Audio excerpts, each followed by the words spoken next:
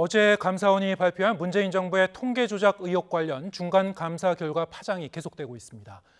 국민의힘은 윗선을 밝혀야 한다며 문재인 전 대통령까지 겨냥하고 있고, 민주당은 감사원이 정권 보위 기관이 되었다며 날을 세우고 있는데요. 한 주간의 전국 이슈, 이종근 시사평론가, 이용화 한국외대 초빙 교수 두 분과 함께 정리해 보겠습니다. 안녕하세요. 네, 안녕하십니까. 어서 오세요. 어제 감사원의 중간 감사 결과 발표를 보면은 감사원의 발표 내용이 맞다면은 전 정권 내내 거의 내내 4년 5개월 동안 광범위한 통계 조작이 있었다 이렇게 봐야 될 것 같은데 어떻게 보셨습니까? 네, 일단 이 감사원의 결과 중간 발표이긴 하지만 이 내용은 이런 겁니다. 그러니까 부동산원, 그러니까 부동산 정책과 관련된 통계를 내는 국가기관이 마지막에 이 수치, 어느 기간부터 어느 기간까지 예를 들어서 서울 지역 아파트 값이 올랐다라는 데이터를 발표를 하려면 중간에 예를 들어서 뭐 3일간 이 조사한 것, 7일간 조사한 것, 그다음에 7일을 조사한 그 다음 날 완벽하게 보고서를 작성해서 하는 것, 이렇게 세 가지로 나뉘는데 중간에 국가에 예를 들어 청와대나 혹은 민주당이 개입하면 안 되는 게 왜냐하면 마지막 결과를 놓고 사실상 그 결과에 따라서 정책을 입안해야 되는 거 아닙니까? 그런데 중간에 이렇게 하라 저렇게 하라라는 어떤 지시가 내려갔고 지시에 따라서 원 데이터를 지금 조작한 그런 흔적이 남는다는 것이거든요. 그런데 실제로 지금 데이터를 감사원에서 내놓은 부동산원의 데이터를 보면 2018년에 서울 지역 아파트가 지금 제대로 그 값이 내려가지 않고 있다라는 그런 지적을 하자 양천구 상승률을 0.89, 1.32에서 낮췄다든지 2019년도에는 또 서울 상승률을 낮췄다든지 2019년도에는 서울 상승률 역시 낮췄다든지 2020년에 이렇게 서울 지역 아파트의 상승률을 낮췄다든지 하는 부동산원의 데이터가 있다는 거예요. 근데 문제는 뭐냐면 그거를 실제로 지시를 했느냐 아니면 부동산원이 자체적으로 했느냐의 문제인데 지금 감사원은 부동산원의 공무원들의 PC에 있는 그런 카카오톡이라든지 문자 메시지, 즉 국토부라든지 또는 또 다른 기관의 공무원들과 나눈 그런 데이터를 지금 포렌식으로 증거를 찾고 있다라는 것이고요. 만약에 그게 사실이면 어쨌든 앵커가 말씀하셨듯이 4년 내내 한 결과이고, 그리고 또 한 가지 뭐냐면 이 감사원은 지금 어디서부터 출발하냐면 경실련으로부터 출발합니다. 2020년도에 경실련이 바로 이 데이터, 바로 부동산의 데이터가 모두 통계가 조작됐다. 아시다시피 경실련이 무슨 보수 우파 시민단체도 아니고 부동산과 관련해서는 윤석열 정부의 부동산 정책도 대단히 지금 비판하고 있는 입장입니다. 당시에 정부의 아파트가 공시가격, 시세 반영률 모두 수치가 제각각이다. 부동산 통계가 밀실에서 조작했다는 반증이다. 정부가 부동산 통계를 믿을 수 있는 자료가 전무하다 하면서 2022년에는 경실련이 감사원에 직접 이것을 조사해달라라고 촉구하는 성명을 발표합니다. 결국은 이렇게 시민단체까지 나서서 감사원에 대해서 촉구했던 결과이고,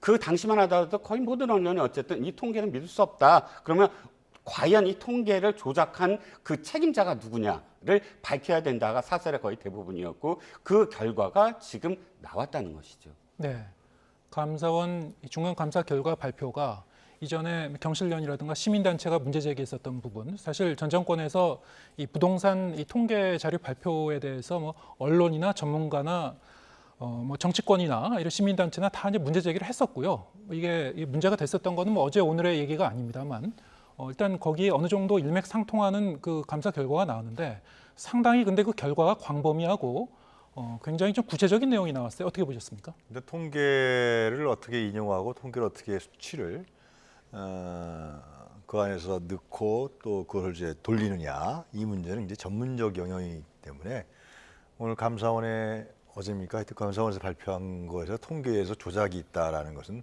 일단 1차적으로 논란이 있을 겁니다. 그거는 문재인 정부에 관여했던 사람들이라든가 민주당에서 얘기가 나오겠죠. 두 번째는 왜 이 시점에 감사원이 발표했냐라는 측면이 이게 중요하죠. 왜 이런 말씀을 드리냐면 지금까지 유병호 사무총장이 있는 감사원이 전현희 전 국민위원장, 그리고 한상혁 방통위원장, 그 외에도 문재인 전임 정권에서 했었던 사회 공무원 사건이라든가 각종 사건과 공공기관장을 내줬는데 1차적으로 감사원이 유병호 총장이 있는 사무처가 감사위원까지 하지 않았죠. 사무처가 그 문제를 드러내고 얘기하고 하면은 그다음에 검찰에서 감사하고 또 압수수색하고 그래서 상당히 감사원이 행정기관을 감사하려고 원래 있는 것인데 이것이 정치 감사화했다. 특히 유병호 사무총장 국회에서 여러 차례 문제가 됐던 걸로 알고 있고요. 최근에 법사위에서도 박범계 의원이 이 전현희 국민위원장 국민권익위원회 유병호 총장과 행정고시 동기가 있는데 그 사람이 제보한 거 아니냐. 그 문제에 대해서 뭐 직접적인 건 아닌다는 간접적으로 시인한 측면도 있었습니다. 실제로 법사위에서. 그래서 여러 가지 유병호 총장이 그리고 이제 유병호 총장이 사실상 윤석열 정권의 앞에 서서 이러한 정치적 행위를 했다라는 것이 여러 차례 의혹이 드러나고 있는 상황인데, 근데 왜 이때 이랬냐라는 거죠. 지금 현재 윤석열 정부가 지금 박정훈 대령 사건 문제라든가 그리고 후쿠시마 오염수 문제 그리고 이재명 대표의 단식 문제 각종 사건으로 해서 상당히 정치적으로 궁지에 몰려 있던 게 사실인 거죠. 그래서 그런 정치적 감사를 했던 감사원이 이 시점에 왜 이런 발표를 했느냐. 그리고 굉장히 장황하잖아요. 일반 국민이 들어봤을 때 야 이거 진짜 뭐가 있나 봐. 문재인 정부 내내 4년 동안 5년 동안 내내 통계를 조작해서 했던 정권 아니야. 물론 이제 좀 있으면 아마 이제 검찰에서 또 압수수색 들어가고 29명이나 뭐 수사 요청을 했다 그러니까 또 소환 조사하고 이제 그런 절차들이 이루어지겠죠. 그래서 조작 정권이 문재인 정권이 돼버리는 이러한 뒤바뀐 같은 현상이 나타나는데 근데 중요한 몇 가지가 있습니다. 지점상. 그러니까 왜 중간 발표를 했냐라는 거예요. 최종 발표를 하지. 그거는 제가 말씀드린 정치적 의미가 상당히 있다. 정치적 성격이 있다는 거고. 그리고 더 중요한 건 뭐냐면 전현희 전 국민위원장이 그 얘기를 여러 차례 했습니다마는 이게 지금 감사원법을 법령을 위반한 거라는 겁니다. 왜냐하면 이렇게 중대한 사건, 이게 국기문란 사건 아니에요. 전임 정부가 통계를 조작해서 정책을 추진했다는 거예요. 그랬을 때 그 정책을 추진할 때 무슨 이득이 있었는지 무슨 정권적 이익을 가져왔는지 이런 데 설명은 없고 그러면은 이거를 고발을 해야 될 거 아닙니까? 수사 요청만 했습니다. 그리고 감사원에 버젓이 있는 감사위원회를 통과하지도 않았습니다. 그냥 사무처에서 그냥 사무총장이 지휘했겠죠.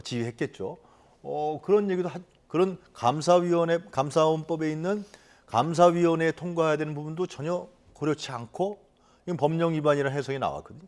그러면 그냥 수사 요청만 하고 언론에다 보도 자료를 30페이지나 놨다 그러더라고요. 자, 이게 무슨 의미를 갖느냐라는 거죠. 그리고 제가 마지막으로 말씀드린 것은 지금 감사원이 말이죠. 언론에 보도됐습니다만 전현희 전 국민위원장이 공수처에다가 이 감사원장, 감사원의 유병호 사무총장 그리고 각 국장들 한 8명 정도를 직권남용 혐의로 고발한 사건이 있었습니다. 그래서 공수처에서 한 1년여 동안에 거기 공수처 검사들이 한 명운을 걸고서 조사를 해왔고 얼마 전에 법원에 압수수색 영장을 받아서 감사원을 3일 동안 압수수색을 했습니다. 그래서 그 나오는 얘기에 의하면 상당히 치밀하게 1년 동안 준비를 했고 만약에 이것이 그러면 이제 유병호 사무총장도 소환 조사될 것이고 각 국장도 소환 조사될 것이고 그리고 구속영장 청구도 할 수 있다 이런 얘기가 나오고 있습니다. 그래서 감사원의 기능이 지금 제대로 온전하지 않은 거죠. 현재 상태로. 그런 상황에서 또 이렇게 또 완전히 장황한 얘기를 또 냈단 말이죠.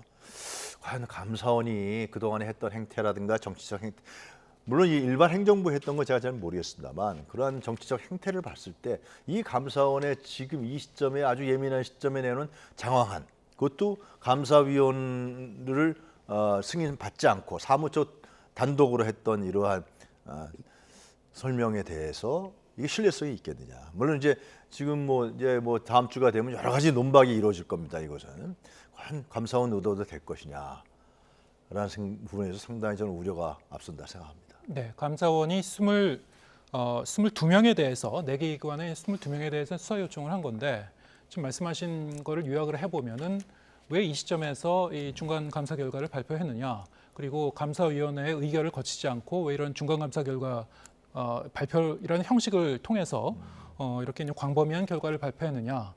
이 전 정권에 대한 이 표적 감사를 해왔기 때문에 신뢰를 하지 못했다 이런 말씀이고요. 그런데 이제 어쨌든 내용을 보면 아까 제가 질문드린 대로 너무나 구체적인 그런 내용들이 좀 제시가 됐어요. 이를테면은 청와대에서 국토부에 이제 지적을 하고 국토부가 이 부동산원에 이제 지적을 하고 이런 과정들 뭐 조직과 예산을 날려버리겠다라든가 뭐 이런 이제 구체적인 그런 그 발언 내용까지 이제 예시해서 이제 발표를 했단 말이죠. 수사에 들어가면 어느 정도로 이게 가려지게 될까요? 일단 부동산원의 공무원들의 PC만이 아니라 부동산원의 공무원들의 증언이 아마 포함이 될 겁니다. 예. 그 이유는 한 가지죠. 우리가 이 문재인 정부의 통계 논란은 2020년도에 경실련으로부터 출발한 게 아니에요. 2018년도부터 출발합니다. 기억하시겠지만 통계청장을 13개월 만에 날려버려요. 황수경 통계청장입니다. 통계청은 정부의 정책을 위반하는 곳이 아니에요. 그러니까 경질을 당할 이유가 없어요. 통계만 내는 곳이거든요. 역대 이 지금 통계청장 중에 딱 한 명만 임기를 못 마쳤어요. 그 이외에 모든 통계청장은 다 임기를 마쳤습니다. 그 한 명마저 지금의 김대기 지금 비서실장이에요. 기재부 차관으로 승진하기 위해서 중간에 임기를 그만둔 것이지 임기를 그만두거나 하지 않아요. 왜? 통계청 말씀드렸듯이 통계만 내는 그런 직위거든요. 황수경 통계청장 이임하면서 울었습니다. 울먹이면서 이렇게 얘기를 했어요. 나는 통계에 대해서 정말 지키려고 했다. 정치라든지 권력으로부터 거기에 대해서 노력했다라고 울먹였습니다. 이유는 딱 한 가지예요. 당시에 어떤 일이 있었냐면 2018년입니다.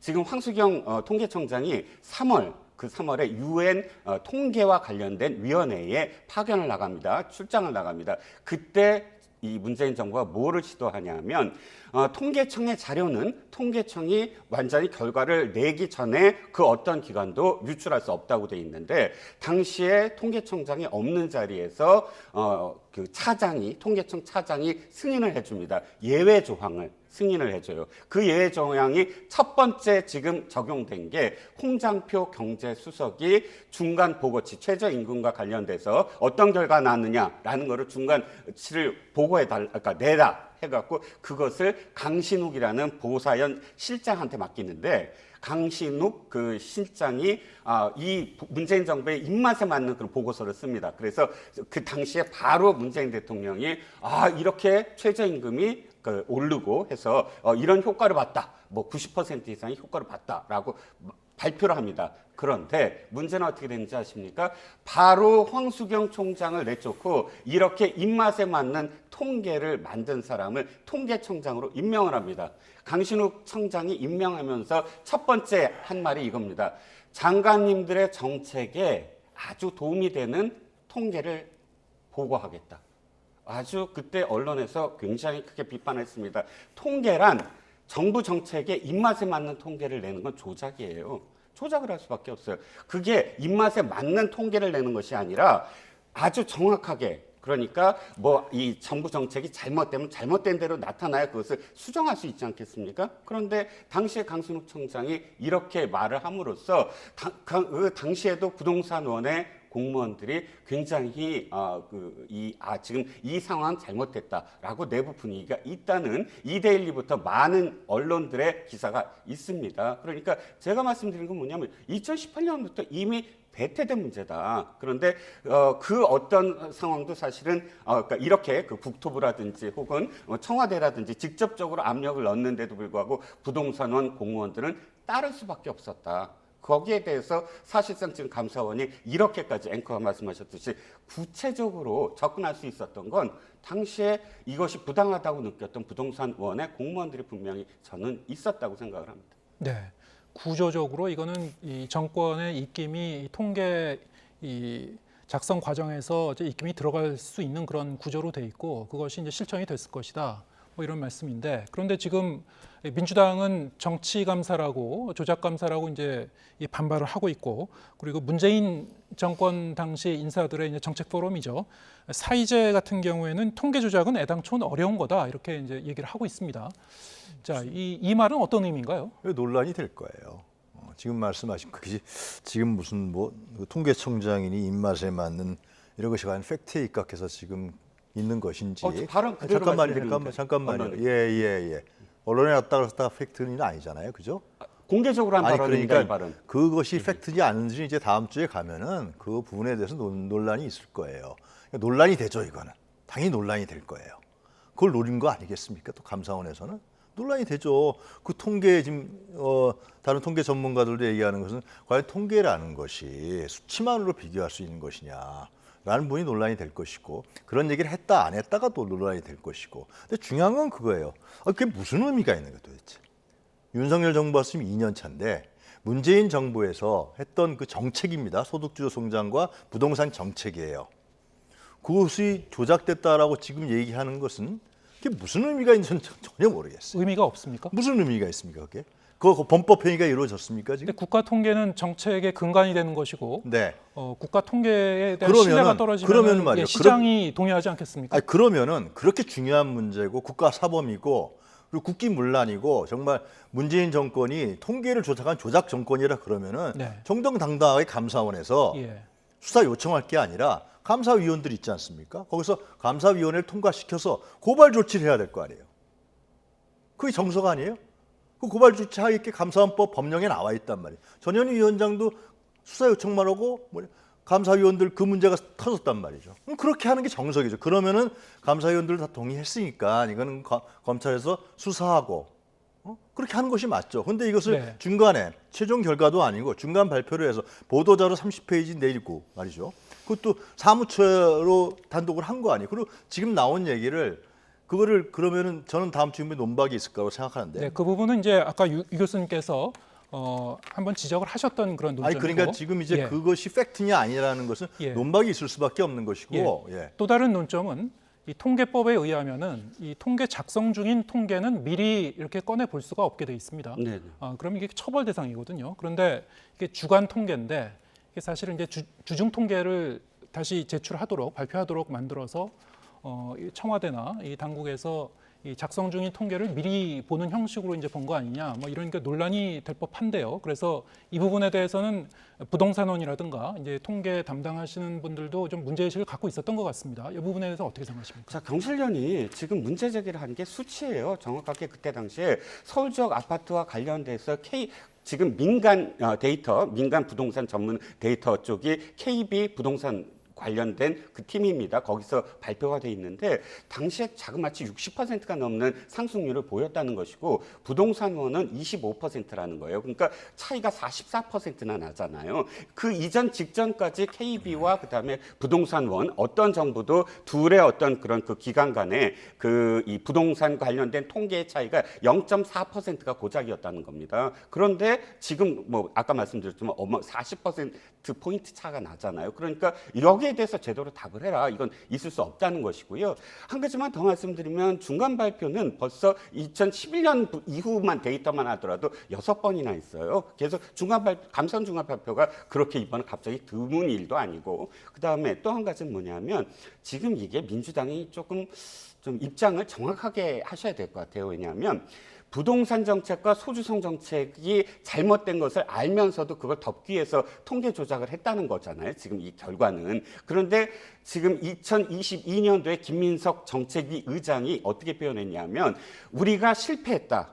이걸 자인해야 된다. 부동산 정책과 소주성 정책 실패했다. 근데 그 실패를 중간에 그걸 되돌리지 못했기 때문에 거기에 대해서 반성을 하겠다라고 얘기했어요. 왜 되돌리지 못했느냐? 그 안에는 바로 이렇게 청와대가 이 어떤 데이터가 나오더라도 그것을 반성하고 자성하고 되돌리고 어떤 보완을 하고 이럴 준비가 되지 않았다는 걸 저는 자성했다고 생각을 하거든요. 그런데 지금 저는 기억하기에 이재명 후보도 지난 경선 때 11월 달에 지난 정부의 부동산 정책에서 비판을 하면서 새롭게 하겠다라고 약속도 했어요. 그러면 부동산 정책의 비판 중에 이것도 좀 포함돼야 된다고 생각을 해요. 앞으로 정권을 잡으실 정당 아닙니까? 그렇다면 우리가 무엇을 잘못했느냐? 정책만 잘못한 것이 아니라 5년이라는 기간인데 분명히 2018, 2019 계속 데이터가 잘못돼 있으면 그 데이터에 입각해서 다시 되돌릴 수 있어야 되는데 되돌리지 못했다? 이것은 바로 이 데이터에 대해서 신뢰할 수 없는 데이터를 갖고 정책을 위반하지 않았느냐라는 겁니다. 아니 그러니까 그 데이터가 신뢰할 수 있는지 없는지를 감사원의 주장 아니에요 지금,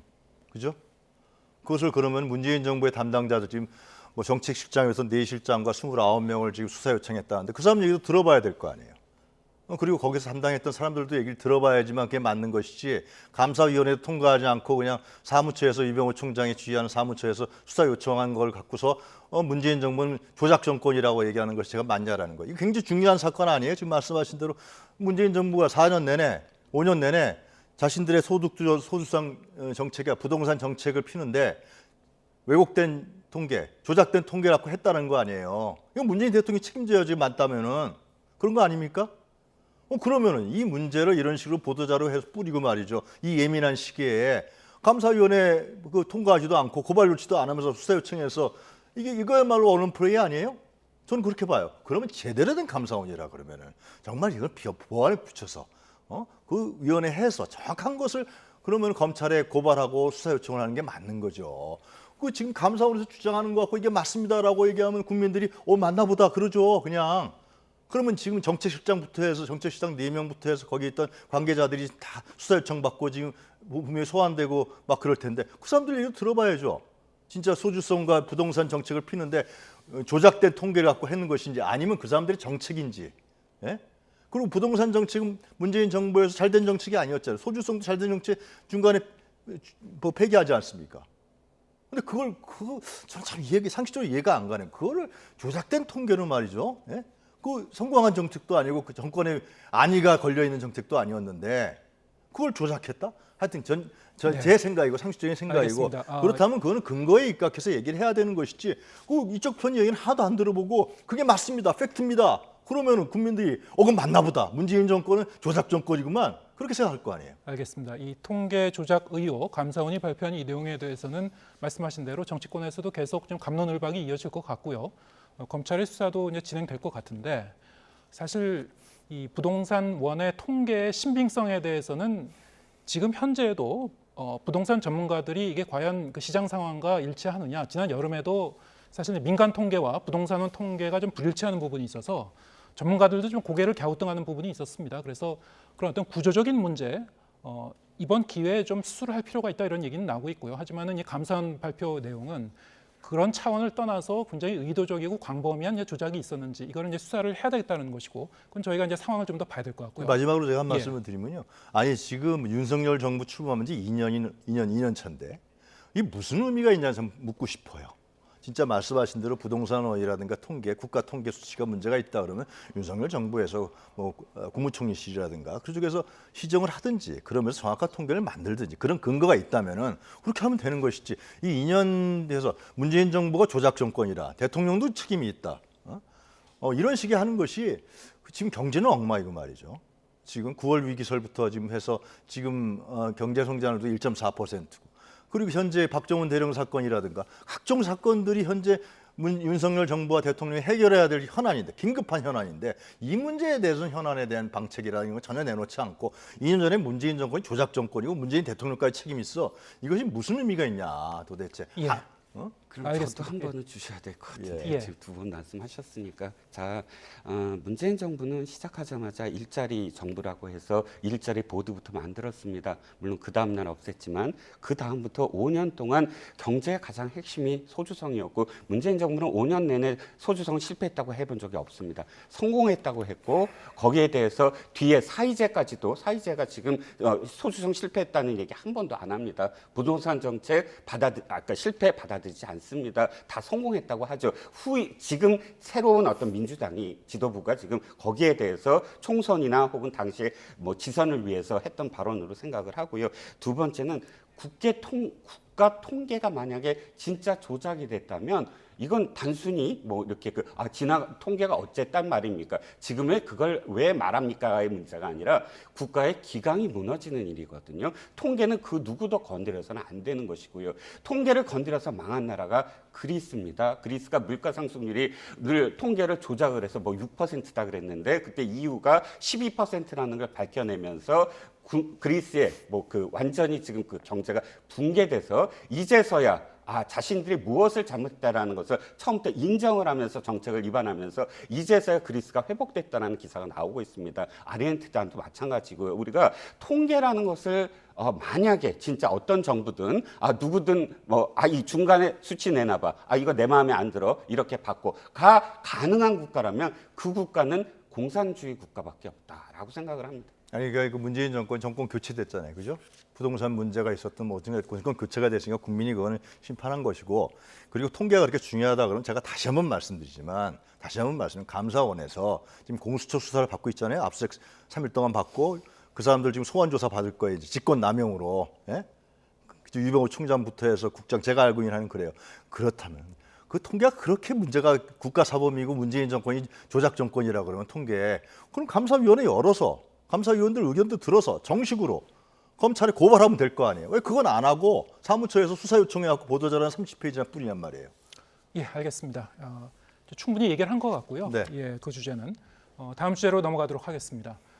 이재명 대표, 더불어민주당 이재명 대표가 오늘로 단식 17일째였는데 이미 의료진은 이 대단히 위험한 상황이라고 그냥 경고를 하고 있고요.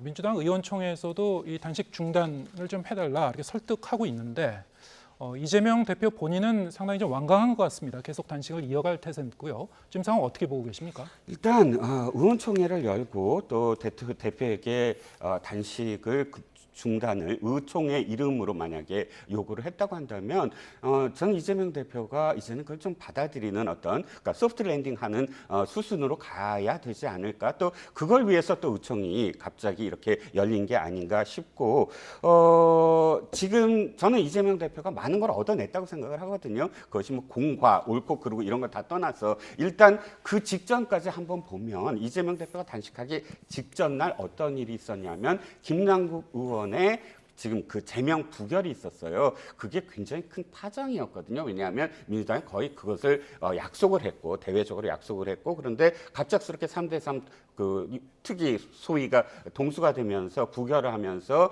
그때 당시에 굉장히 큰 어떤 파장이 일기 직전이었습니다. 그러면서 비명계도 바로 그때 토론회를 열어요. 그 오전에 토론회를 열어서 우리 민주당이 지금 이래서는 안 된다라는 내용으로 이 의견을 모아갑니다. 근데 그때부터 단식이 이루어집니다. 그러면 그 이후에 어떻게 됐죠? 비명계의 수장들도 다 지금 가서 단식 걱정을 해주잖아요. 이상민 의원도 그렇고 선훈 의원도 그렇고 직접 가지 않더라도 어쨌든 거기에 대해서 이 동조를 하고, 그러면 비명계의 또는 다른 목소리, 이런 목소리들이 지금 죽어들고 전체적으로 한 목소리가 됐어요. 직전까지 생각해 보면 정말 뭐 심리적 분당이다 이런 얘기까지 나왔잖아요. 그렇다면 현재 만약에 사법 리스크가 또다시 이제 그 뭐 18일 날 영장이 청구가 되고 또 이제 25일 날이나 21일 날 투표가 된다고 하더라도 이재명 대표가 걱정하듯이 가결될 가능성이 점점 줄어든 거 아니겠습니까? 네. 그러면 다른 문제는 떠나서 어찌됐든 자신은 몸을 추스리는 한이 있더라도 또 다른 어떤 투쟁 뭐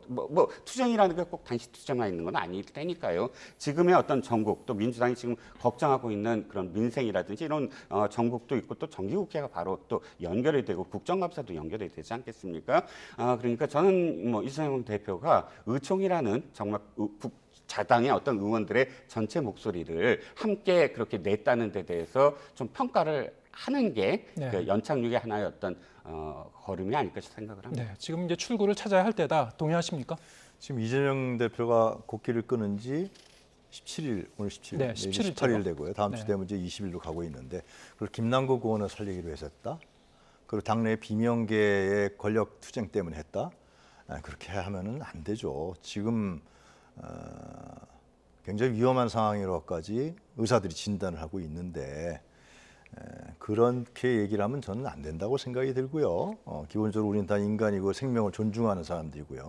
생명을 존중하는 집단에 있는 것이고, 그리고 지금 이 문제에 관련해서 더 그런 것은 지금 김기현 당대표가 처음에는 거의 조롱식의 얘기를 하다가 이제 와서 여론이 안 좋아지니까 이 제1야당 대표가 단식한다는 것이 어떤 의미인지 잘 모르는 것 같아요. 그 사람들은. 여론이 굉장히 안 좋아지고 이재명 대표가 단식하는 것이 지금 말씀하시는 자기의 정치적 입지를 위해서 단식하는 것이 그럼 며칠 하다 말겠죠. 지금은 거의 생명을 바쳐서 한다는 것까지 지금 얘기가 되고 있는 거 아닙니까? 현재 상황으로 봤을 때는 주변 사람도 놀란 거 아니에요? 저 정도까지 하겠냐 이재명 대표가. 그러니까 이제 국민의힘도 놀라서 이제는 김기현 당대표가 단식을 중단해 주세요. 요청만 한단 말이에요. 찾아가지는 않고. 근데 이걸 한번 보자고요. 그 과거에 군사 독재 정권이 전두환 정권 때 83년도에 김영삼 당시에 이제 그 정치도 출동도 못했던 김영삼 총재가 단식을 했습니다. 했을 때 광주 민주화운동을 학살했던 전두환 정권도 당시에 청와대에서 고위인사들이 찾아가서 김영삼 전 총재의 단식에 대해서 살피고 점검을 하고 그 여파가 엄청날 테니까요. 그리고 요구했던 여러 가지 조건이 있는데 뭐 가택연금 정도는 해지해 줄 수 있다. 이러한 제안도 했던 거로 제가 알고 있습니다. 그렇게 했단 말이죠. 그런데 지금 민주주의 사회 우리가 이제 대통령을 손으로 뽑는 이런 민주주의 사회에서 윤석열 정부에서는 그럼 대통령실에서 한 번이라도 신경을 썼느냐? 대통령이 이건 신경 써야 될 문제 아닙니까? 제1야당 대표가 국기를 끊고 지금 17일째, 18일째 하고 있는데 왜 그러는지 이거 알아야 될 거 아니에요? 왜 그러는지. 그리고 지금 이게 국회에서 지금 169석을 갖고 있는 제1당 대표입니다.